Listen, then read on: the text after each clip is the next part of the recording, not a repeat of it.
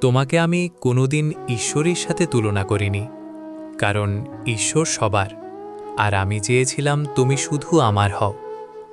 তাই তোমার নাম দিয়েছিলাম ফুল, রক্তজবা, যে ফুল ফোটে নিঃশব্দে, কিন্তু যার রঙে লুকিয়ে থাকে গভীর আগুন। আমি বিশ্বাস করতাম আমার না থাকা তোমার ভেতরে এক শূন্যতা তৈরি করবে। হয়তো কোনো নীরব রাতে তুমি হঠাৎ থেমে যাবে, আর মনে পড়বে একটা মানুষ ছিল যে তোমাকে নিজের পৃথিবী বানিয়ে ফেলেছিল। কিন্তু জীবন গল্পের মতো থেমে থাকে না। একদিন কিছু আনুষ্ঠানিক শব্দ, কিছু সাক্ষী, কিছু স্বাক্ষর, সব হিসাব বদলে দিল।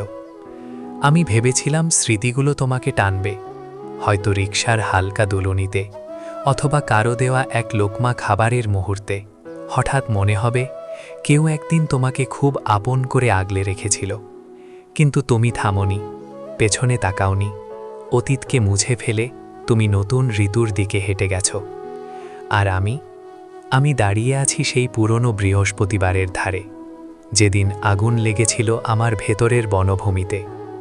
তোমার জীবনে বসন্ত এসেছে, ডালপালা ভরে উঠেছে ফুলে পাতায়, আর আমার ঋতু থেমে আছে এক দীর্ঘ নীরব অপেক্ষায়।